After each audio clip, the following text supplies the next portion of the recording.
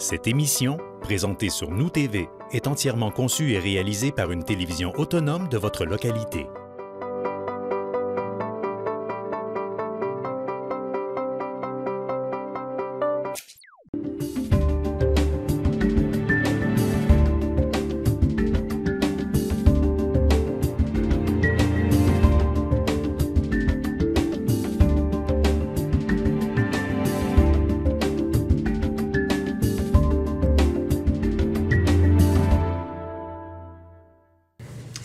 Messieurs, dames, bonjour. Bienvenue à cette dernière assemblée ordinaire du Conseil de ville de Roberval en ce jeudi 15 décembre 2022.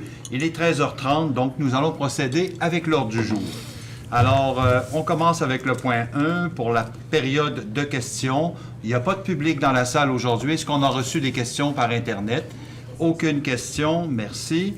Je prendrai une proposition, point 2, pour l'acceptation de l'ordre du jour, s'il vous plaît. Monsieur Pascal Gagnon. Nous allons passer au point 3 pour l'acceptation des procès-verbaux. Donc, en 3.1, on demande l'acceptation du procès-verbal des séances extraordinaires et ordinaires du 12 décembre 2022. Donc, je prendrai une proposition. Madame Nicole Bilodeau, merci. Il n'y a pas de point en administration générale. Je vais donc passer en 4.3 en finances et trésorerie. Alors, 4.3.1. Radiation de mauvaises créances. Monsieur Langevin, s'il vous plaît. Oui, Monsieur le maire, considérant l'impossibilité ou la difficulté de recouvrir les sommes ci-dessus après. Fait qu'on a 4 mauvaises créances, une de 1844,56, l'autre de 11,44, la troisième de 131,16 et la dernière de 620,32. Fait que pour un grand total là, de 2607,48. Ça fait que je propose, Monsieur le maire, là, de radier les créances douteuses si mentionnées. Fait que j'en fais la proposition. Merci pour la proposition. On poursuit en 4.3.2. Modification du règlement 2022-10 décrétant une dépense de 1 222 455 et un emprunt de 779 455 pour l'aménagement de place de la mairie.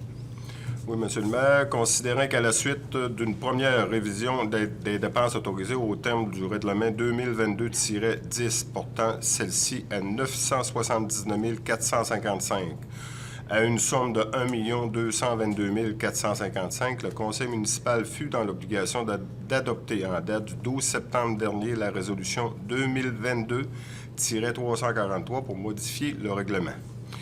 Que le titre mentionné à l'article 2 du règlement 2022-10 soit remplacé par le suivant règlement décrétant une dépense de 1 222 455 et un emprunt de 779 455 pour l'aménagement de la place de la mairie. Que l'article 4 du règlement 2022-10 soit remplacé par le suivant. Le conseil est autorisé à dépenser une somme de 1 222 455 pour les fins du présent règlement.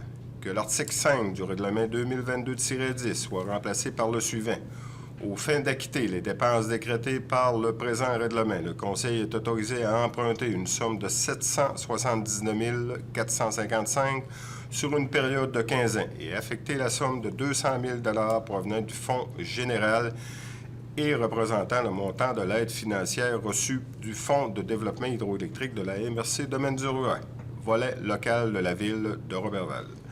Affecter la somme de 50 000 $ provenant de son fonds général et représentant le montant de la subvention reçue dans le cadre de l'aide à des projets locaux et de vitalisation du volet 4 du Fonds régional du Fonds Région et Ruralité et affecté jusqu'à concurrence d'une somme de 193 000 en provenance de son excédent de fonctionnement non affecté. Considérant que la dite résolution 2022-343 fut transmise au ministère des Affaires municipales de l'Habitation en date du 13 septembre dernier. Considérant qu'au cours de la réalisation des travaux, certains imprévus furent rencontrés, faisant en sorte d'augmenter la dépense à 1 222 455 à une somme de 1 477 911, considérant qu'il s'avère nécessaire de modifier à nouveau le règlement que le titre mentionné à l'article 2 du règlement 2022, modifié par la résolution 2022-343, sera remplacé par le suivant. Règlement 2022-10, décrétant une dépense de 1 477 911 et un emprunt de 779 455 pour l'aménagement de la place de la mairie. Que l'article 4 du règlement 2022-10 soit remplacé par le suivant. Le Conseil est autorisé à dépenser une somme de 1 477 911 pour les fins du présent règlement. Que l'article 5 du règlement 2022-10 soit remplacé par le suivant. Aux fins d'acquitter les dépenses décrétées par le présent règlement, le Conseil est autorisé à emprunter une somme de 779 455 sur une période de 15 ans et affecter la somme de 275 000 provenant du Fonds général et représentant le montant de l'aide financière reçue du Fonds de développement hydroélectrique de la MRC Domaine du Roi, volet local de la ville Roberval.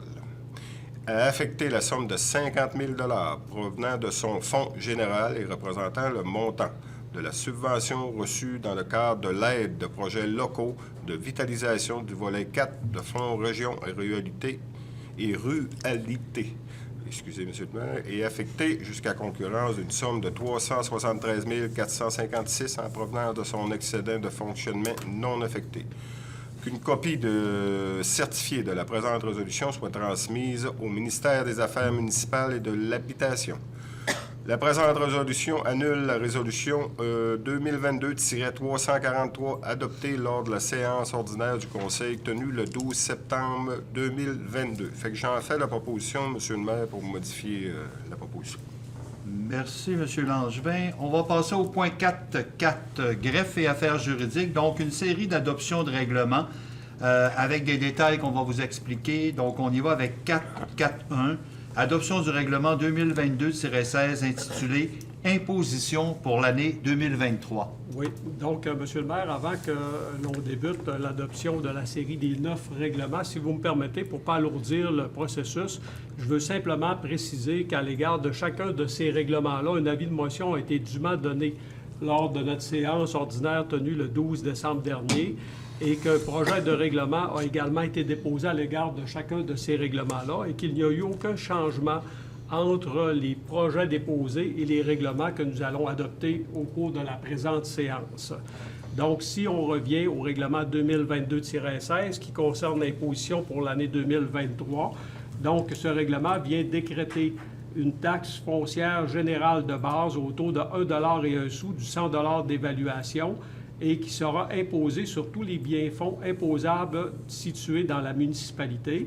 Une compensation de 80 sous par 100 d'évaluation est imposée pour l'année 2023 sur les terrains visés au paragraphe 12 de l'article 204 de la loi sur la fiscalité municipale concernant les immeubles appartenant à une institution religieuse ou fabrique.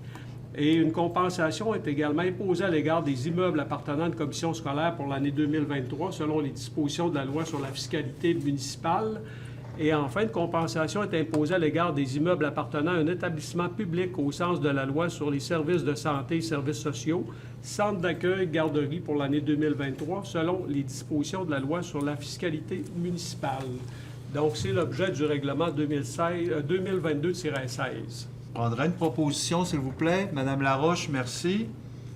4.4.2, maintenant, adoption du règlement 2022-17 intitulé « Tarification pour la cueillette et la disposition des matières résiduelles pour l'année 2023 ». Oui. Donc, simplement, en commençant, le règlement précise que les matières résiduelles destinées à la collecte doivent être placées dans un bac approprié d'une capacité maximale de 360 litres sur roue, conçu pour recevoir des matières résiduelles munies d'un couvercle hermétique et d'une prise universelle permettant de le verser dans un véhicule de collecte. Également, le règlement prévoit que les matières résiduelles destinées aux services de collecte doivent être déposées en bordure de la voie publique au plus tôt 12 heures avant le moment prévu pour la collecte et les contenants vides doivent être retirés au plus tard 12 heures après la collecte. On sait que les gens ne sont pas tous astreints à respecter ça, mais on demande leur collaboration.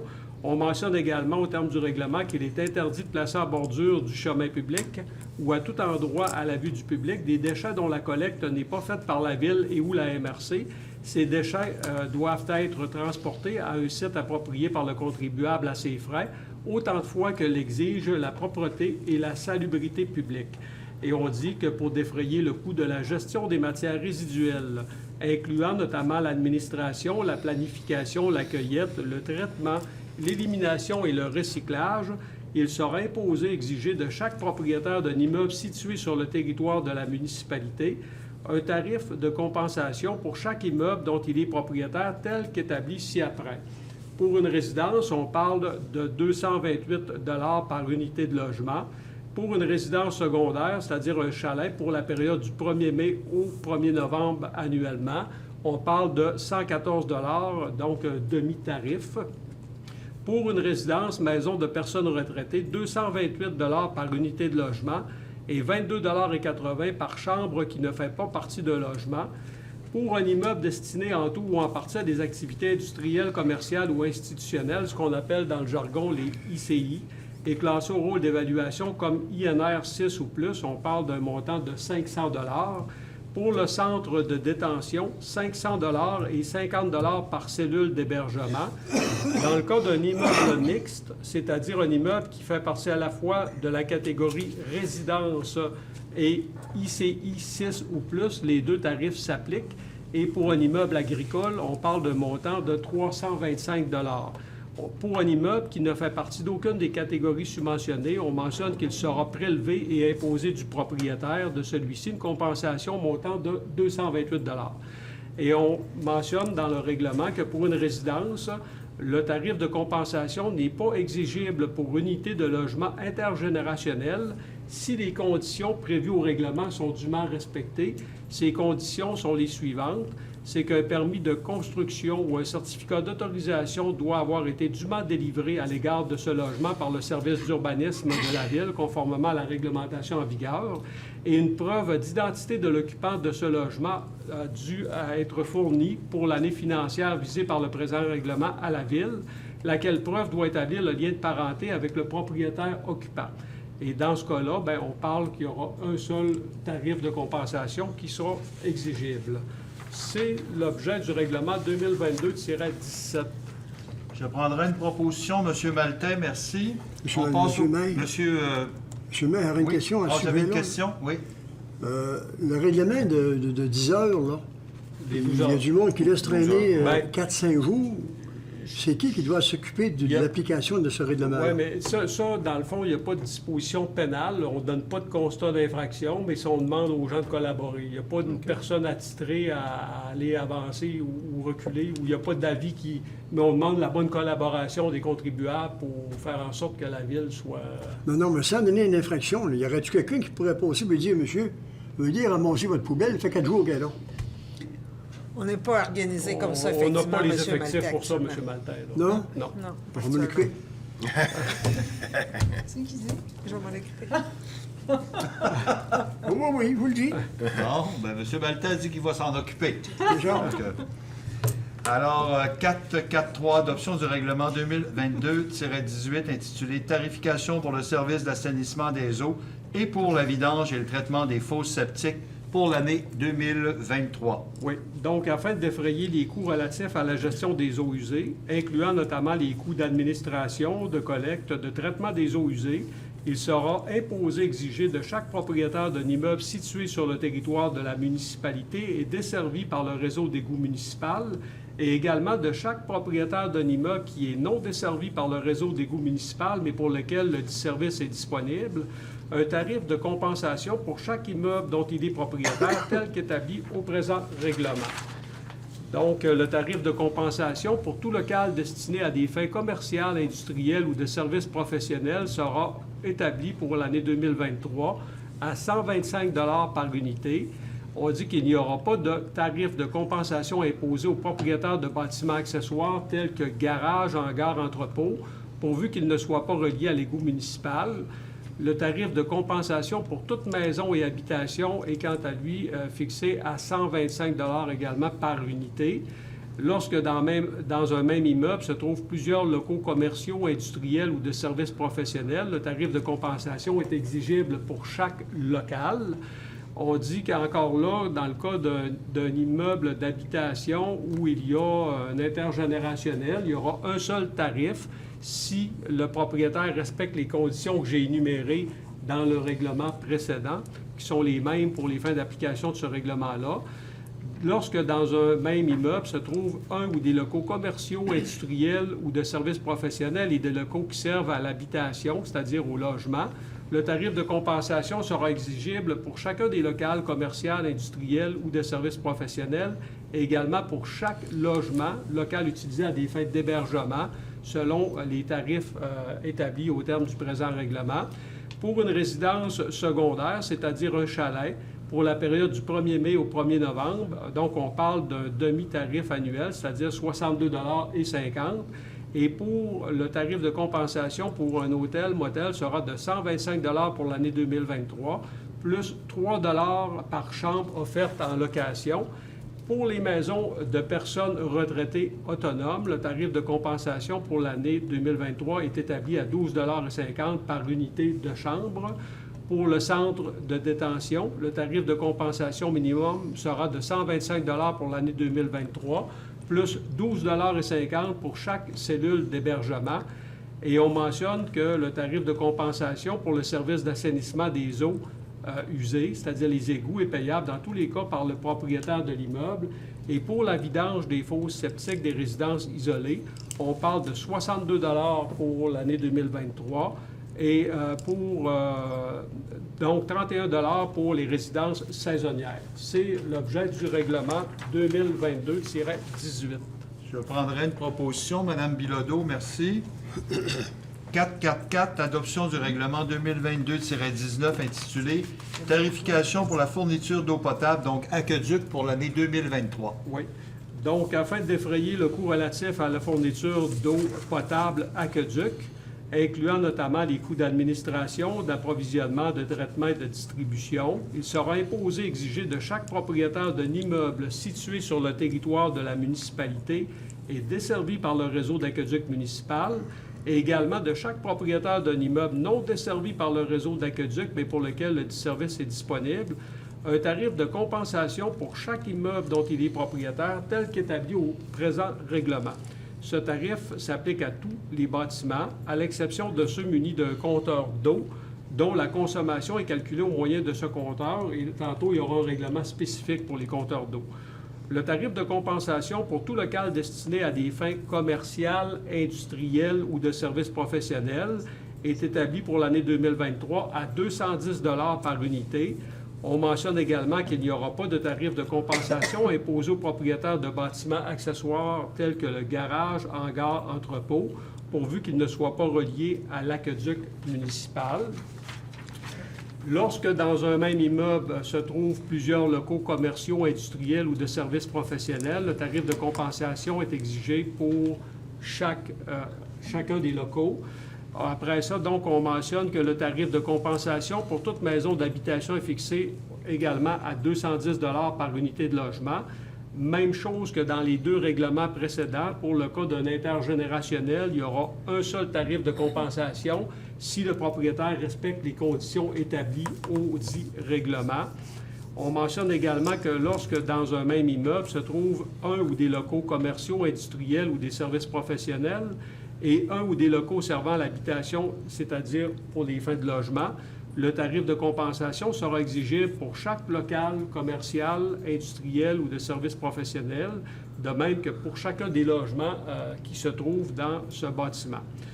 Pour l'année 2023, le tarif de compensation pour les résidences secondaires, c'est-à-dire les chalets, qui sont ouverts du 1er mai au 1er novembre, est fixé à 50 %, c'est-à-dire 105 $ du tarif régulier. Pour les maisons de personnes retraitées autonomes, le tarif de compensation pour l'année 2023 est établi à 21 $ par unité, c'est-à-dire par chambre. Et on dit que le tarif de compensation de 210 $ sera facturé pour tout immeuble agricole. C'est l'objet du règlement 2022-19. Je prendrai une proposition, s'il vous plaît. Monsieur Maltais, merci. 4.4.5, adoption du règlement 2022-20, tarification maintenant pour la fourniture d'eau potable, aqueduc au compteur pour l'année 2023. Oui. Donc, afin de défrayer le coût relatif à la fourniture d'eau potable, incluant les coûts d'administration, d'approvisionnement, de traitement et de distribution, il sera imposé exiger de chaque propriétaire d'un immeuble situé sur le territoire de la municipalité et desservi par le réseau d'aqueduc municipal et muni d'un compteur d'eau, un tarif de compensation pour chaque immeuble dont il est propriétaire tel qu'établi au présent règlement. Ce tarif de compensation minimum pour chaque usager d'un tel immeuble pour la fourniture d'eau potable par compteur, dont la consommation est calculée au moyen d'un compteur, est fixé à 210 $ pour l'année 2023 par usager, c'est-à-dire 420 mètres cubes à raison de 50 sous le mètre cube, et payable par le propriétaire de cet immeuble. Advenant que la consommation de l'usager excède le 420 mètres cubes, donc on parle qu'il sera facturé au taux de 50 sous le mètre cube additionnel. La Ville de Roberval peut exiger l'installation d'un compteur d'eau à tout propriétaire d'un immeuble sur la recommandation du service de l'ingénierie. Le coût d'acquisition d'un compteur d'eau et l'installation sont à la charge du propriétaire de l'immeuble. Donc, on parle que la fourniture d'eau potable par compteur peut être refusée à n'importe quel usager qui refuse de se conformer à ce qui est prescrit dans le règlement et qui ne paie pas les montants exigés à leurs échéances. Tout propriétaire d'immeuble desservi par un compteur d'eau dont le diamètre des entrées d'eau est de plus de 50 mm, c'est-à-dire 2 pouces et plus, doit payer un coût annuel fixé comme suit. Donc, pour une entrée d'eau de 2 pouces, on parle d'une charge annuelle de 70 $. Pour une entrée d'eau qui est de 75 mm, donc 3 pouces, 140 $. Pour une entrée d'eau de 100 mm, 4 pouces, 200 $. Une entrée d'eau de 150 mm, 6 pouces, 290 $. Pour une entrée d'eau de 8 pouces, 200 mm, on parle de 420 $. 10 pouces, 600 $ et 12 pouces, 800 $. Pour les hôtels, motels, une charge additionnelle annuelle de 32,50 $ est exigée par chambre ou unité de motel en sus des autres sommes exigées dans le présent règlement. Et on prévoit à l'article 9 que tout propriétaire d'immeuble desservi par un compteur d'eau dont le diamètre du compteur est de 38 mm et plus, c'est-à-dire plus de 1,5 pouce, doit payer un coût annuel pour l'entretien du compteur qui est fixé comme suit. 30 $ pour 1,5 pouces, 50 $ pour 2 pouces correspondant à 51 mm, 57 $ pour un compteur d'eau dont le diamètre est de 76 mm, c'est 57 et 50, je m'excuse. Donc, 100 $ pour 4 pouces, 187,50 $ pour 6 pouces, 290 $ pour 8 pouces, 294 $ pour 10 pouces et 384 $ pour 12 pouces. On dit que si un propriétaire a plus d'un compteur d'eau, le coût d'entretien s'applique à chacun de ces compteurs. Lorsque une seule entrée d'eau dessert plus d'un usager, le propriétaire est tenu de payer à la Ville la charge minimum qui est requise par usager selon la consommation effectivement utilisée, selon ce qui est prévu au terme du dit règlement. Donc, on mentionne que la facture rattachée pour la fourniture d'eau potable par compteur est expédiée au propriétaire une fois par année, soit là ou vers le 1er janvier de chaque année, là, dès la réouverture des bureaux. Et on dit que le propriétaire d'un immeuble ne peut pas modifier les scellés qui sont apposés sur le compteur d'eau sans encourir de responsabilité. Et les compteurs d'eau demeurent sous le contrôle de la Ville de Roberval dès que leur installation est complétée suivant les dispositions mentionnées au règlement. Et on dit que le propriétaire de l'immeuble doit donner accès à son bâtiment pour permettre aux préposés mandatés par la Ville d'aller prendre la lecture de la consommation. Et le règlement prévoit des dispositions pénales pour toute personne qui enfreint le présent règlement. C'est l'objet du règlement 2022-20. Prendrait de proposition. Madame Saint-Pierre, merci. On passe maintenant à 446, règlement 2022-21, imposition des taux variés de taxation pour l'année 2023. Oui. Donc, le taux de base est fixé pour l'année 2023 à la somme de 1 $ et 1 sou par 100 $ de la valeur portée au rôle d'évaluation. Pour le taux particulier à la catégorie résiduelle, le taux est également fixé à 1 $ et 1 sou par 100 $ d'évaluation. Pour le taux particulier à la catégorie des immeubles industriels, on parle d'une somme de 2,83 $ par 100 $ d'évaluation. Pour le taux particulier à la catégorie des immeubles de 6 logements ou plus, on parle d'un montant de 1,03 $ par 100 $ d'évaluation. Pour le taux particulier des terrains vagues desservis, on parle d'une somme de 1,95 $ par 100 $ d'évaluation. Pour la catégorie des immeubles non résidentiels, c'est-à-dire les immeubles commerciaux, on parle d'un montant de 2,93 $ par 100 $ d'évaluation. Pour la catégorie des immeubles agricoles, de même que la catégorie des immeubles forestiers, on parle d'un montant de 1 $ et 1 sou par 100 $ d'évaluation. Et on précise que le Conseil n'accorde pas de dégrèvement à un propriétaire dont l'unité d'évaluation appartient à la catégorie des immeubles non résidentiels et qui est vacant, c'est-à-dire non occupé. Ça résume le règlement 2022-21. Proposition pour l'adoption de ce règlement. M. Pascal Gagnon, merci. 4.7 maintenant. Adoption du règlement 2022-22. Règlement sur les modalités de paiement des taxes foncières municipales et des compensations pour l'année 2023. Oui. Donc, au terme de ce règlement, nous précisons que les taxes foncières relatives à l'année 2023 sont payables à raison d'un versement unique lorsque la totalité du compte n'atteint pas la somme de 300 $. Le paiement doit être effectué là ou avant le 30e jour suivant l'expédition du compte de taxes, mais au plus tard le 22 février 2023. Toutefois, lorsqu'un compte de taxes foncières est égal ou supérieur à 300 $, celui-ci peut être payé au choix du débiteur en un versement unique ou en 4 versements égaux à la mairie de Roberval ou à toute institution bancaire qui offre le service selon les modalités suivantes. Donc, le versement unique ou le premier versement qui correspond à 25 % du compte de taxes devra être payé au plus tard le 22 février 2023. Le deuxième versement, correspondant également à 25 % du compte, devra être acquitté le ou avant le 26 avril 2023. Le troisième versement, donc le ou avant le 21 juin 2023. Et le dernier versement, au plus tard, le 25 octobre 2023. Tout supplément de taxes en cours d'année qui est égal ou supérieur à 300 $ pourra être payé en 4 versements égaux, dont les dates sont prévues dans le règlement. Et on termine en mentionnant que si jamais un versement n'est pas acquitté à la date d'échéance, bien, les autres versements ne deviennent pas pour autant exigibles maintenant. Et donc, tout défaut de paiement portera intérêt à raison de 15 % à compter de son exigibilité jusqu'au jour du paiement.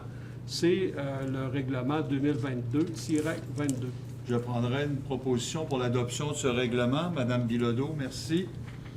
On passe maintenant à l'adoption du règlement 2022-23.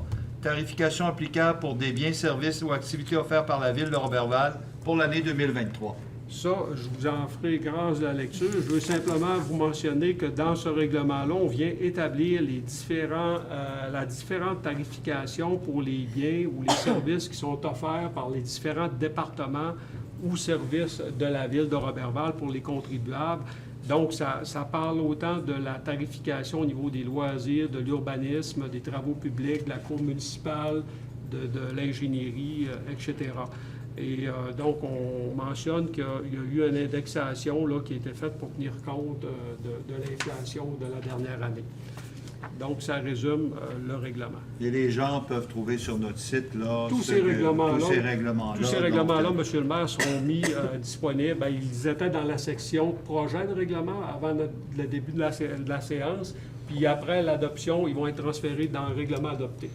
Okay. Merci, M. Bouchard. Donc, j'accepterai une proposition pour ce règlement 2022-23. M. Langevin, merci.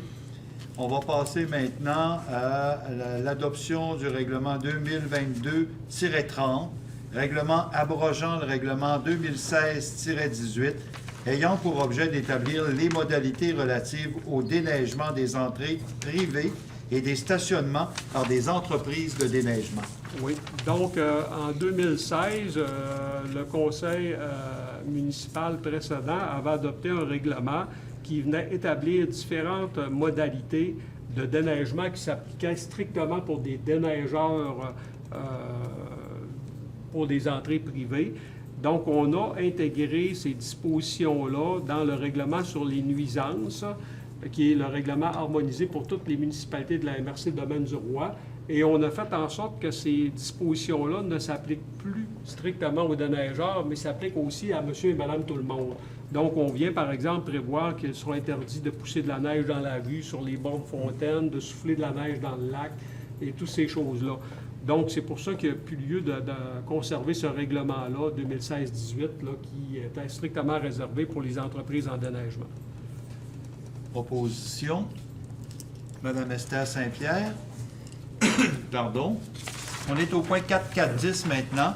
La loi sur l'éthique et la déontologie en matière municipale. Donc, c'est le dépôt d'un extrait du registre public des dons reçus par les élus.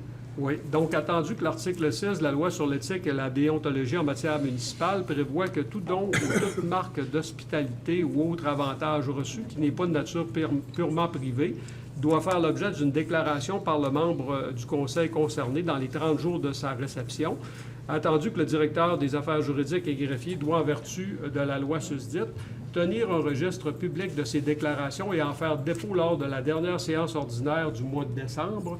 Donc, en ma qualité de directeur des affaires juridiques et greffier, j'y ai mentionné que pour l'année 2022, aucun don ou autre avantage n'a été reçu par les membres du conseil et que, par conséquent, aucune déclaration n'est consignée au dit registre.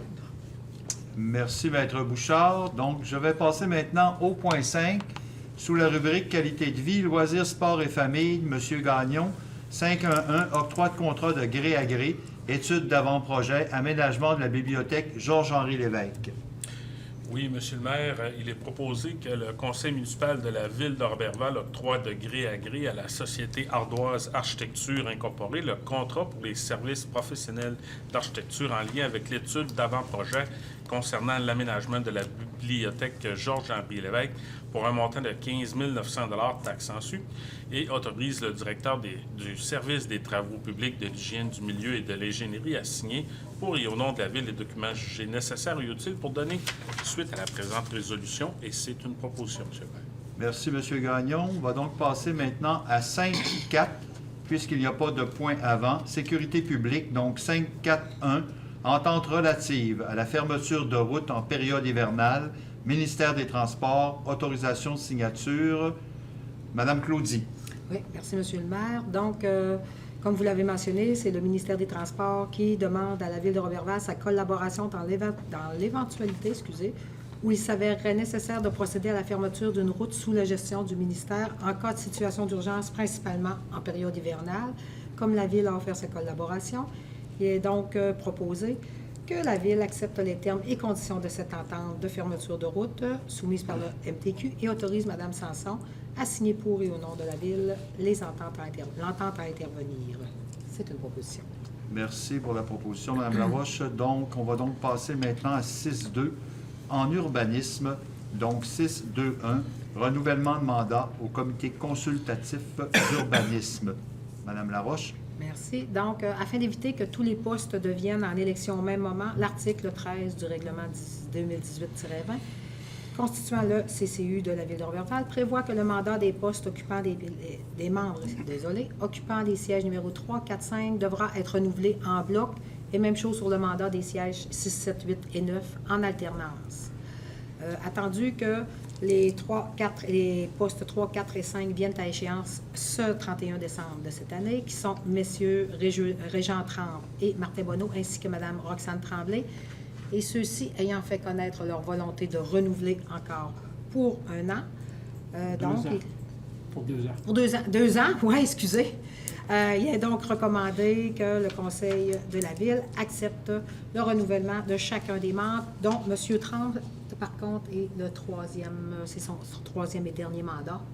Nous avons le droit d'effectuer 3 mandats de 2 ans chacun. C'est ça, Maître? Oui. 3 champs. Donc, M. Trempe étant à son dernier mandat et M. Bonneau et Mme Tremblay à leur deuxième mandat. C'est une proposition et bienvenue aux nouveaux membres prochainement. Effectivement. Merci pour la proposition. Je vais donc passer maintenant au dossier des élus en 9.1, le Centre intégré universitaire de santé et de services sociaux du Saguenay-Lac-Saint-Jean. Donc, une demande de commandite pour le Noël familial. Donc, Mme Esther. OK.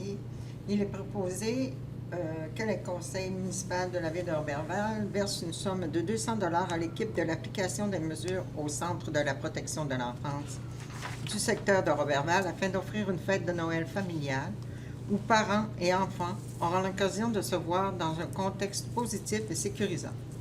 Le chèque devra être remis à l'ordre de la petite caisse bureau de Roberval CPEJ. C'est une proposition. Merci, Mme Esther. Donc, je vais passer au point 10. Est-ce qu'il y a des questions? Nous n'avons pas reçu de questions et pas de public dans la salle. Donc, on va donc demander au point 11 la levée de la séance. Donc, Mme Laroche. Oui, mais je pourrais l'offrir en cadeau à certains collègues. Alors voilà ce qui met fin à notre assemblée ordinaire dernière de l'année 2022. J'en profite en mon nom personnel et au nom des conseillers et conseillères de la ville de Roberval, en celui de la direction générale et également en celui de tous les employés de la ville, pour vous souhaiter une belle période des fêtes avec beaucoup de plaisir. Soyez prudents, prenez soin de vous et soyons fiers d'être Robervaloises et Robervalois. On se dit en 2023.